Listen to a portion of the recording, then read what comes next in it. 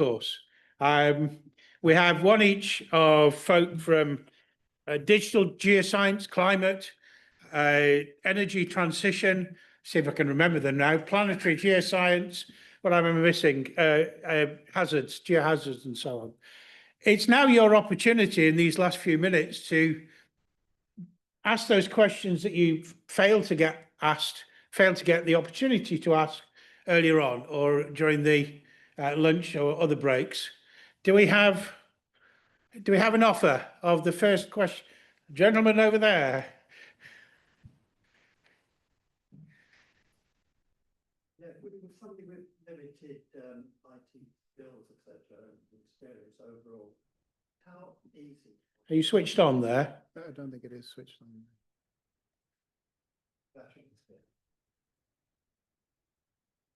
See, even the microphones are worn out now. Cheers. Yeah, I was. Yeah. That's on. Can you hear now? Yeah. Yes, that's grand. Yeah.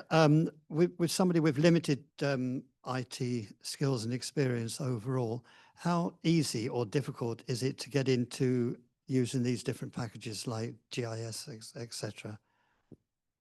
Well, Benedict, let's start with you, I guess, as we've just the hot topic of the last few minutes.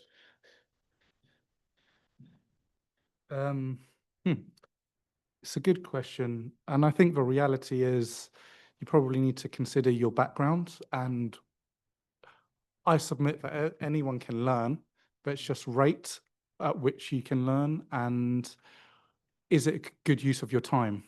So if you're a mature student, you may well have got transferable skills that can be applied in a different that is your unique differentiability element. On the other hand, if you are adapt to, in your experience, to have been learning new things, new skills in different ways or different softwares or coding, you can very quickly transfer that and present that as a key strength and actually be confident in learning. Myself, I've learned Doug, but I had previous background with other interpretive softwares, which gave me confidence. I'm not going to go across the whole panel because we'll only get the one question in there, but there's from the other panelists, is there anyone would like to add to what Benedict said there? Matt. Maybe add one thing, and I think maybe there's a point to be made that some types of software are easier to learn than others. And depending on what role you're performing, the level of competence which you need for that role will actually vary. So in one sense, to be a geospatial analyst or to be a seismic processor, you'll need to have a very high level of knowledge of those. But if you want to work, for example, as an engineering geologist or a geomorphologist, you need to have a background understanding, but you don't need to be an expert. So I think. Yes, okay. Yeah, that's clear. Okay, can we have another question, please? Come on, guys. No one? No other questions? Aaron, I can see you've got your hand up there. Well, thank you. Well spotted. He's very good at thinking on his feet there. Yeah, I was just wondering, I know you were talking about GIS and, digital geoscience quite a bit. I guess as someone just graduating from uni and, people from uni, a lot of times your experience with the platform is only from university itself. Are there any maybe courses or, similar things that you guys would suggest maybe getting or, learning before applying for jobs that like maybe employers might look towards or look for? Tia, is it Tia, by the way? Taya. Taya, my apologies. Sorry. So one of the things that sorry, can you hear me okay? One of the things I champion for the most is it's completely fine to come into a job without having all the experience and kind of building that from the job itself, whether that's on the job training or certifications. And the best part about that is usually your companies will pay for them. So it doesn't have to come out of your own pocket. So I think it's really good to kind of have a clear idea in your mind of what kind of certificates you're after, and go for the jobs that would be most inclined to pay for those, essentially.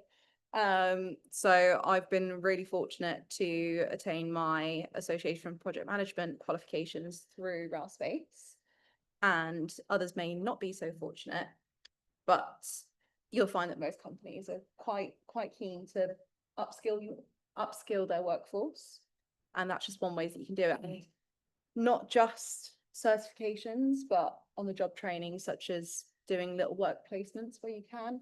So I did my 3-month placement with a completely different section of our company, our department, and I learned some really valuable things and kind of things that I could transfer across to us, as well as within the department itself, you know, doing placements with mechanical engineering and electronics production, just so that I could know exactly what I was asking for as a project manager and kind of really getting involved where I can. And I can't remember who I spoke to about this, but the danger with that is that you often get pulled into things that aren't necessarily your job description.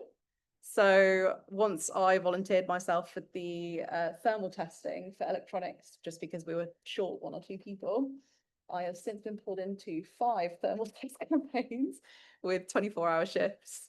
So yeah, you've got to be careful that you're not upskilling yourself a little bit too much for your job. There's an interesting segue here. There's also a lesson that don't talk to me in the coffee room. Sophie, you had a really lovely observation about your level of confidence in terms of knowledge when applying for your current role. I wonder if you could share that with the room, please, because it follows on beautifully from what we just heard here. Yeah, so my main struggle coming out of uni was not having that experience. I didn't do a placement year because it was during COVID. I didn't feel like I had the right skills, and all of the jobs I was applying for would kind of say like entry level, but then the small print would say you need 5 years experience doing so and so, and I was like, well, that's not me. But I feel like just don't let that put you off. If you feel like you have the skills and not necessarily the experience, I feel like it's still worth applying, because the current job I had, I went for the interview and I thought the interview went well, but I didn't excel at certain points in the interview and thought there might be someone more capable than me to get that job. But then I later find out when I got the job and I knew the team, they took me on because they liked me, they liked my passion, they just knew I'd be willing to learn. And so I feel like even if you don't have the skills, just don't let that put you off. It's not a tick box exercise. You don't have to have every single thing on the job description. If you feel like you can do it, go for it. I think there's someone who reviews a lot of applications. I spent 28 years in industry and then the last 16 in academia. There's a handful of CVs I remember. And so if you've got a particular hobby or interest or skill which is a little bit different, you know, you're a lifesaver or a lifeguard or whatever it happens to be, get that in. You know, I'm completely with Martin on this, that the best teams that function are diverse, and the interaction between your skills and your skills might just be a touch point, but it's that which really sparks the new ideas and the innovation, and pulling out some of those little bit of differences when it comes to your CV or cover letter can make the difference between just another CV across the table and I want to read a bit more. So think about your audience when you're applying or trying to find a post, and tailor towards that. Any other observations from the floor? Baz, I mean, it's a long while ago since you and I were hunting Dave, for our first jobs, but it's 35 years ago. I'm trying to remember, but I mean, I think I was very fortunate in my early career to get a sponsorship at that time for my PhD. But leading up to that, before that, I took every opportunity to try and have even 1 week or 2 weeks of small little experiences, work experiences, unpaid, or paid. You know, if you're lucky, you might get paid. Just to be able to test things out, understand whether I liked it, whether somebody else liked it. think one of my first work experiences was actually, I was given a ream of computer paper that was basically, I had to go and spell check a whole bunch of paleontological microfossils. And it was very, very boring, but you know, I did it for half a day and then I moved on and looked into the mapping side of things. So, you know, you don't know what it's going to be like until you try. So be brave, give it a go. As Taya was saying earlier, just feel confident in the fact that people will give you an opportunity, because they generally will. Just on a Yeah, go ahead. Go ahead. to your point, Aaron, about GIS. So a lot of softwares will have a functionality that is paid, like Kingdom or Petrel. And employers won't expect you, if your uni doesn't have that, to have that experience. But you'll have a free version, like for GIS, it's QGIS. For interpretation, oh, what is it, Matt? I can't remember. It's gone off my head. Do you use OpenText? Yeah, OpenD, that's the one I was thinking. See, there you go. OpenDetect. And so a little can go very far. So if you say you're looking for jobs, you can't look for jobs for 40 hours a week. It's a valued piece of time to put some time aside in a software, and you can actually demonstrate that to an employer. And you can also, as Baz mentioned, I went to BGS and I said, look, I don't need money, I need experience with a software. Can you give me something? And they said, oh, really? Oh, yeah, why not? You can add value on the project. And that was actually really helpful. Very, very slick that. Yeah. Lovely. Do we have another question? A gentleman over there towards the back, and I'll come back to you next, Martin. Yes, I'm pleased to come away with the notion that there is a lot of opportunities, career opportunities, unlike what I thought before, in the geosciences. And that goes in two ways.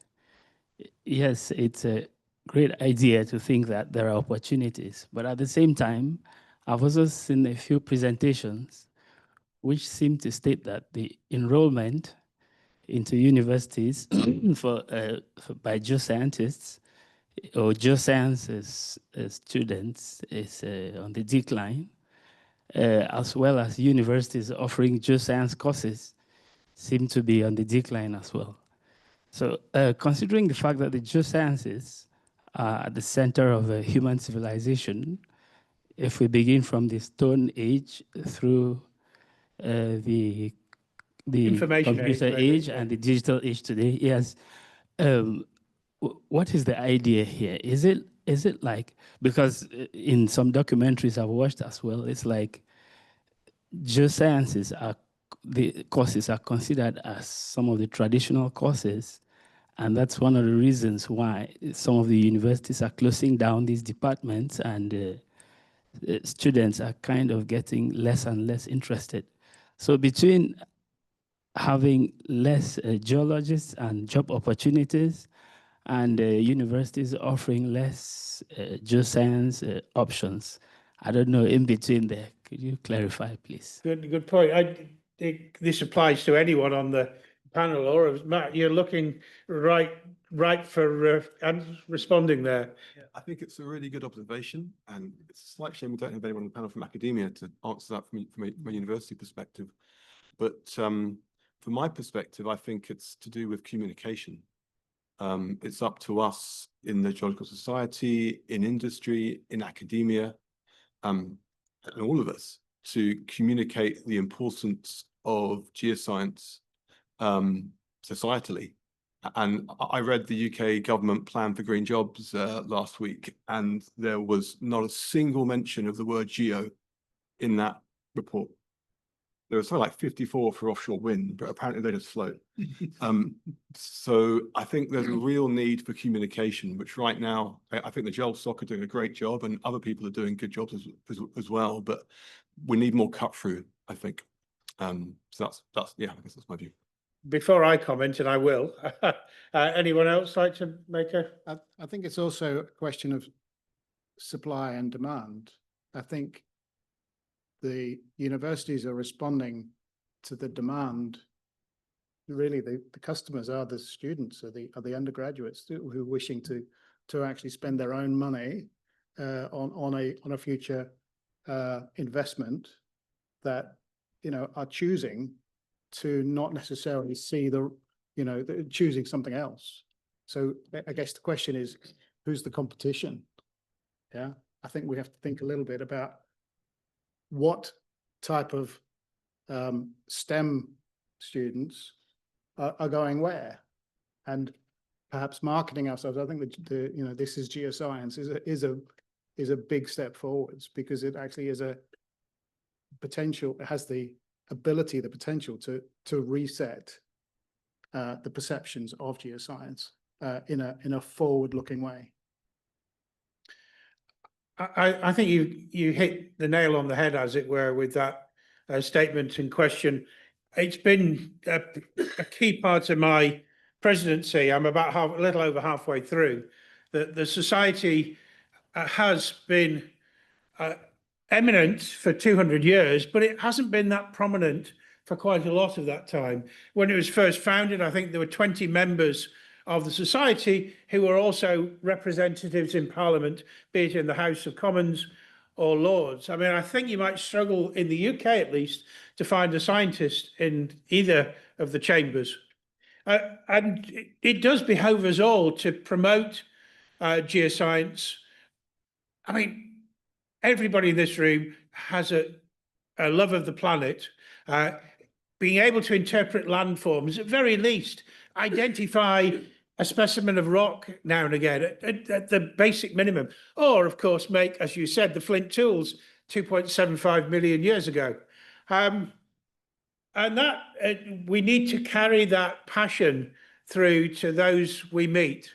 And so it behoves us all, whatever stage of career you're at, to really promote geoscience, because it's fundamental. We have one planet, and that's all we've got. So we need to understand it and look after it, and for folk to recognise on the street that everything they do, everything they own, if they don't grow it, it comes from a hole in the ground. And that's us, as it were. So there's a long way to go.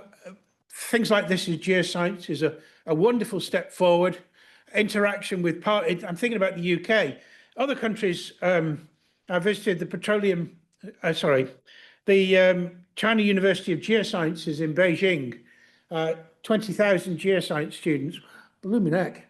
Brazil too packages up geography as a subsidiary of geology, along with atmospheric science and so on. Italy, I believe, geosciences are particularly strong. Maybe it's because of the preponderance of earthquakes and volcanic eruptions. We have forgotten. We exploited iron in the Pennines and coal also on the flanks of the Pennines to grow, and I'm not defending this next word, but to grow a world-scale empire. And that was based on geology, whatever the merits or demerits of doing such. And we've forgotten that. We've forgotten that over my lifetime, I would say. So I would request that all of you act as great advocates for geoscience. Now, I'm going to ask Martin we'll make it the final question because time's running out. Oh, well, last but one, I'm going to ask the panelists sort of one-word question in a minute, but Martin. It's just with my vice president hat on, and just thank all the panelists and all the people here, because it's just shown that there is a future for geoscience for everyone. Yes, there is indeed. And this is geosciences for everyone. It's just how it's changed since I graduated. It's just so much better. So thank everyone. Thank you, Martin. You're almost sort of taking words out of my head. Just give me a one line, each of you. We'll start with Benedict. What attracted you to geoscience? Anybody? Come on. All right. I didn't mean to put you on the spot first. So, you did. Yeah, I'm going to start with Benedict. That's very well, come on, go on. No, I mean, I wouldn't say passion, but really like for energy. It's not one word. I wasn't. Yeah. All right. One sentence. Yeah. I was given a mineral. One sentence is easy for me. It's like the challenge we face for energy. Wonderful. Baz? I got my passion from my father, who was a geologist. Oh, wow. He actually took me out in the field when I was young. And he gave me a Geiger counter. He was a uranium geologist. And he gave me a Geiger counter. He said, have a look at the readings there. So they went up. He said, all right, I'll give you $50 if you get that over, a certain level. And it was obviously unachievable, but he motivated me at the age of 15 to become interested in geology. I got one word, you got a paraphrase. So, Sophie? Well, I can't speak for geoscience because I'm more ecology based. But I just wanted to make a positive impact on the world and understand what we have and how we can protect it. Matt? I think it's discovery, and I really love seeing things for the first time. Yeah. I just really loved going on holiday, hiking holidays, and being able to point out that's this rock and that's this rock, and boring my friends to absolute death with it. We're twins because someone gave me a mineral as a 13-year-old lad, and I went along exactly the same path.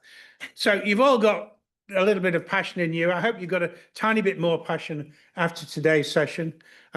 Use the society, join if you're not members already, join the student members, and go out there and make a difference. Thank you.